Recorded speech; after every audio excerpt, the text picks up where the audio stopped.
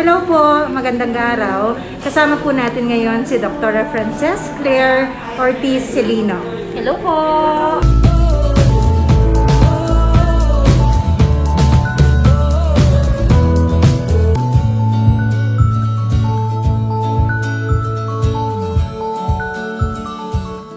Okay, so ngayong July 9, okay, so excited tayo dahil National Disaster Resilience Month po. So, alam naman po ng lahat, 31 years ago, dito sa Baguio, nagkaroon po tayo ng earthquake. Okay. Oo, naalala ko nga yun eh. Parang yun yung worst na scenario ng time na yun. Oo. Siyempre, ayaw natin na mangyari ulit ito at habang nasa gitna tayo ng pandemic, kailangan handa pa rin tayo para sa the big one. Oo. Sige, paano ba tayo magiging handa? Okay, so, kailangan lang po nating matutunan na mag-duck, cover, and hold kapag tayo ay nagkaroon ng pagyanig dahil sa mga earthquakes na ito. Alright? Kaya pala, doktora, ganyan ang t-shirt mo. Timing na timing. Duck, Okay? cover, and hold. Duck, cover, hold. Paano po gawin yan?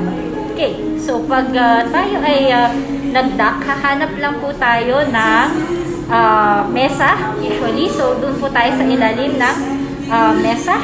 Sa cover, so maaari po tayong maghanap ng maaaring sturdy na book po ito, o kaya plywood, o kaya yung maprotektahan po natin yung ating katawan dun sa mga nahuhulog na mga objects. So, sa pantay tayo nag-cover, ganyan.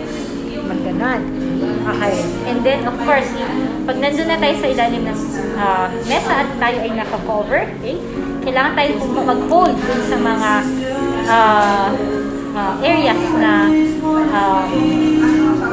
sturdy para po hindi tayo masama doon sa yanig ng ating lupa. Okay. Ano po yung susunod na gagawin?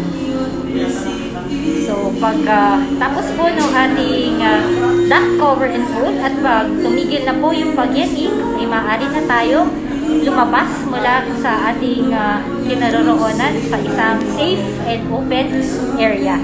So, doktora, habang nagyayanig, hindi dapat tayong lumabas. Tama? Tama, doon muna tayo sa kung saan tayo inabutan ng pagyanig na ito at i-perform natin ang duck, cover, at hold. Paano yung doktora?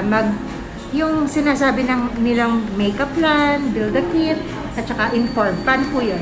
So, tatlo yung steps para paghandaan natin kapag tayo ay nagkaroon ng disaster or yung the big one.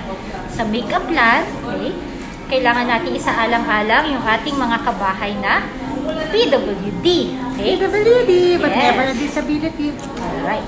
So, kailangan handa tayo sa lahat ng kanilang mga pangangailangan. Okay? So, make-up plan.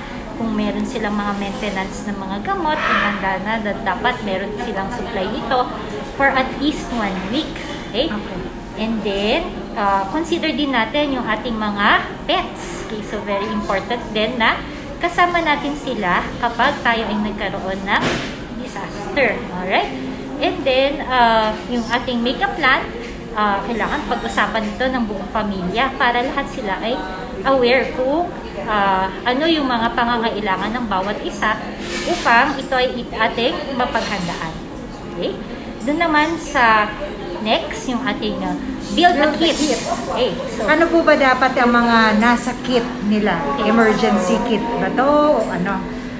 Sige. so doon sa emergency kit, build a kit na sinasabi, so unang-una dapat alam na natin na yung gagawin nating kit is good for 72 hours na supply ng ating buong pamilya. Okay, so make sure na magkakasya ito. Kung 5 kayo sa pamilya, yung i-prepare nyo na supply ng tubig, okay, maglalast dapat for 72 hours para sa inyong pamilya. Okay, so next dito is pagkain. So mas maganda kung may delata kayo na easy open can ang mga ito, okay, yung mga ready to eat meals, okay, para handa for 72 hours at syempre hindi magutom ang pamilya dito. Okay, and then very important din na magkaroon tayo ng emergency kit. Okay, so dito sa emergency kit, yung usual na mga gamot ang nandito, like yung para sa lagnat, Paracetamol.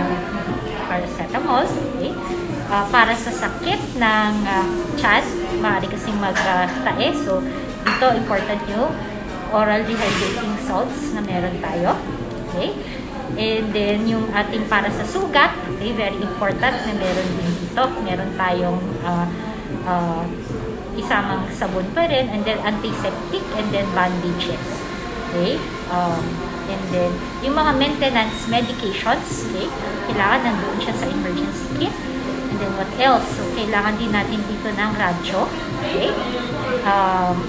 Mas maganda kung yung mga crank-operated, okay, flashlight din, crank-operated. Kung hindi naman ito available, at least meron kayong dala din na baterya para dito.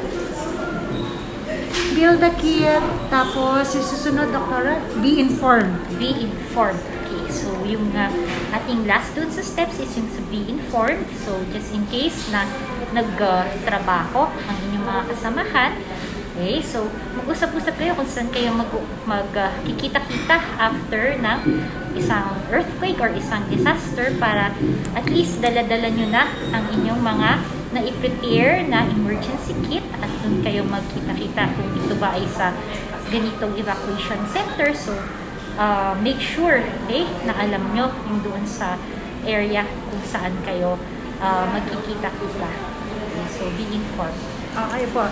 So, naturo sa atin ni Dr. Frances kung ano ang gagawin during the times na mayroong earthquake like this, duck, cover and hold. Tapos, tinuro rin niya sa atin paano ang mag-build the kit at dapat po well-informed tayo sa lahat ng mga bagay. Salamat po. So, salamat po, Doktora. Kung may nararamdaman naman po kayo, nandito lamang po kami www.onlinedoc.com dahil ang mga doctors nyo online na. Ako po ulit ang inyong naidar na your PWD, whatever disability, online doc. Thank you po. Sa mga hindi pa po nagsasubscribe sa aming YouTube channel, mag-subscribe na po kayo and share, like, at pwede rin po kayo mag-comment and click the notification bell. Okay po. Bye! Bye!